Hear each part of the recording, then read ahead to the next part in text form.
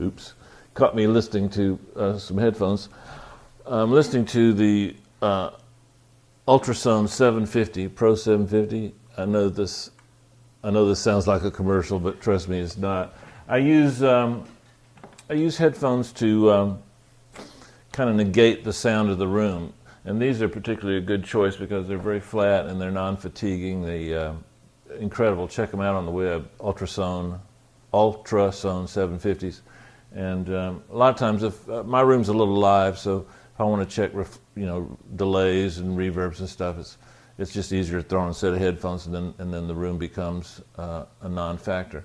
What we're going to talk about today is something that some of you might like, some of you might not. About half my friends use some sort of referencing technique when they're mixing, and the other half say that it's the worst thing that you could ever do. So I personally use it probably more than anybody. I like to play DJ while I'm working. If your brain is wired to where it messes with you to hear something else and then you're influenced by it, then this technique is not for you. What I tend to listen for is a variety of things other than specific sounds. I'll listen to the emotional elements of things, and we're going to delineate some of the other things I listen to. Let's jump right into it, Zan. Let's pretend I couldn't get, I didn't have time to get permission from all the lawyers to use an existing mix I was working on, so I'm just going to pull out a song from the past. Silky Fyne, Romeo and Juliet. The instrumental's on here, so I thought the instrumental would be kind of cool to use. Let me play a piece of that for you. Get out of headphone mode on my set. Okay, so let's pretend like that's our mix. Let's do this. Let's start by muting our mix. Normally I let it bang just into the red, but for the sake of today, I'm just going to put a piece of tape so I can remember which LEDs are lit up. So here's where my mix is hitting on Romeo and Juliet. Now let's try another mix that we're going to kind of compare to. So there we go. Looks like it's about the same. Normally I ask for criticisms and suggestions and stuff. On this particular technique, don't bother, I ain't going to read them. If you got something positive to say, fine. If this technique isn't for you, then it's not for you. I know it's not the best thing in the world. It's just the way I learned, and so I'm sharing it with you. So now let's monitor again. So now we're hearing. Okay, that's the mix we're going to compare to the Young Bird. Okay, first thing you notice is the mid-range is quite a bit different. The compression techniques we use nowadays. Yeah, I picked this song because even both of them are mastered, but quite a bit of difference from 15 years ago to now. Now on the Young Bird song, when I listen to that, what I listen for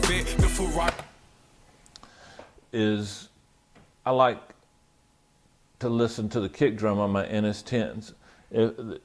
Jason Joshua taught me this about this song. There's something about the kick drum on the 808 that, not the 808, but the kick drum on the NS10s really kind of lets you know what your kick drum should sound like on an NS10 on the low end, because obviously you can hear the top end, but that's a good reference for like say 200 cycles, 160 in there on your kick drums if you're kind of in that area. Also, too, the mid-range on this is really good, really tight. You probably wouldn't want to be any more mid-rangey than this. Now, I've made a list of a couple of things. I like this Natalie Imbruglia song to kind of show me the sibilance on vocals. If And brought to life. He was warm, he came around like he was dignified. If I play my mix and then play that mix, and my S's are not quite as bright, I'll work on them, because I think the S's on that song, when I hear that song on the radio or heard that song on the radio, I really like the way they sounded. So I use that kind of like to get me in the ballpark for S's.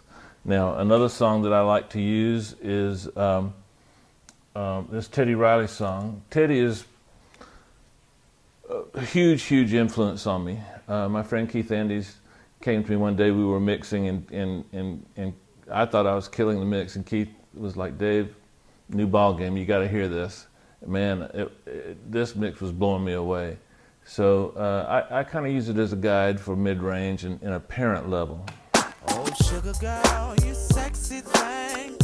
I like the way you swing. Let's go back and forth. I always wanna be your lover.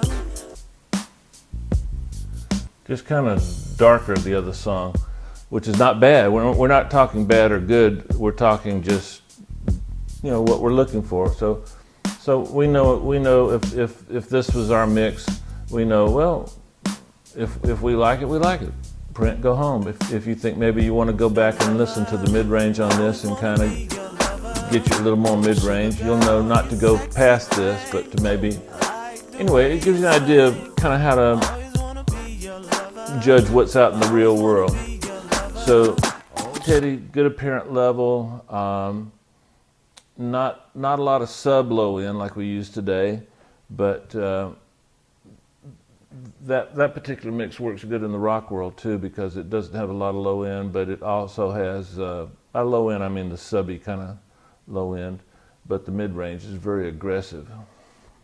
Now, so that's what we use. That's what I kind of tend to listen to. I'm gonna play you a piece of a Mariah Carey song that I listen to once in a while, because I like what I'm pretty sure this was Mick Gazowski's mix. He was using digital EQ before a lot of people, and I like the graininess, I guess is the way to call it, on this vocal. Let me be right, 'cause I'm drowned in you, and I won't pull through without you by my side. Pretty cool, huh? It's real nice though. So, you know, when you're listening to your vocal and you wanna know, God, am I too bright? Am I not bright enough? How am I going to stack up against the rest of the world? That's a good judge for that. Let's click over to another.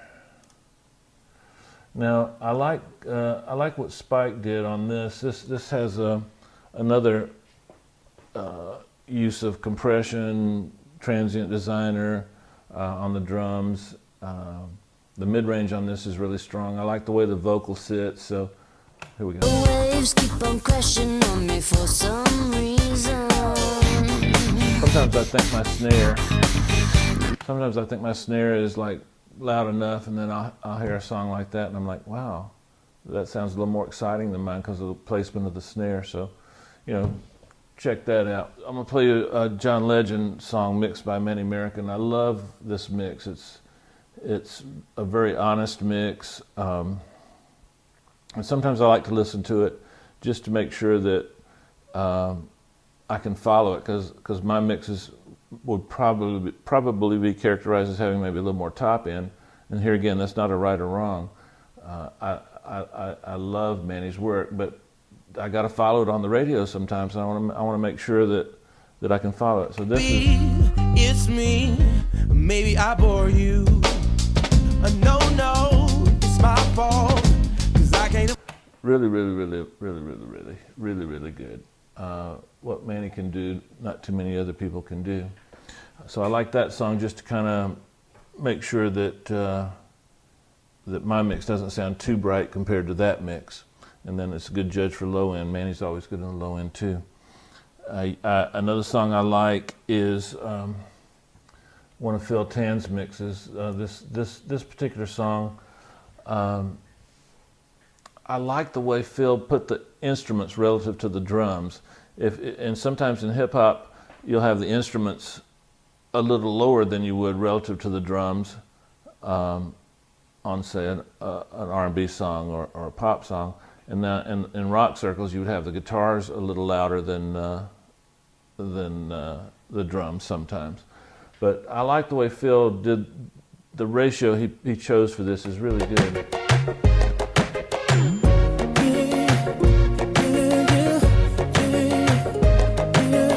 That little organy kind of sound, it's up there. It's so sometimes when I'm trying to, when I say sometimes, a lot of you guys, when you get tired, you just run into the bedroom, go to sleep. I usually have to finish a mix a day, and so I'm making a lot of critical decisions after 10 straight hours of mixing without a break. So sometimes the references will just kind of steer me back into line. A lot of people take an ear break. What I tend to do is just play DJ and play some of these things and then switch back and forth rapidly to my stuff, and it keeps me honest. My all-time favorite mixer in the world, Bob Power, did this. It's a Roots song. I like the combination of where he placed his top end, where he placed his bottom end, his sub. I don't think I'm going to play long enough for you to hear the sub, but you'll recognize this is a Roots song.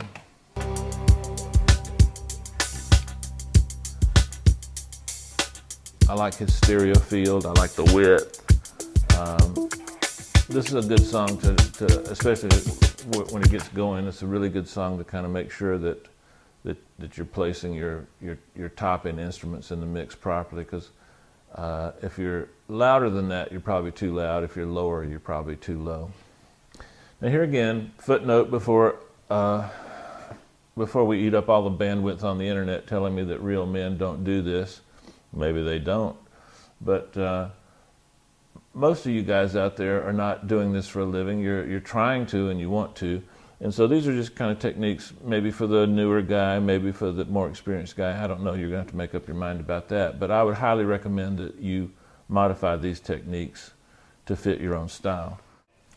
Kind of go a little. I started to say old school. I hate to think of John Gass as old school, but one thing you'll notice about this song is, here again, it's an older song in the level, but I like what John did on the background vocals. So I listened to background vocals on this song, and then if I was doing a ballad or something, I might take a listen to this song. It's a very classy mix. The mix just sounds expensive. I know that you're a sexy thing. I said listen to the background. I don't know if I'm going to play them.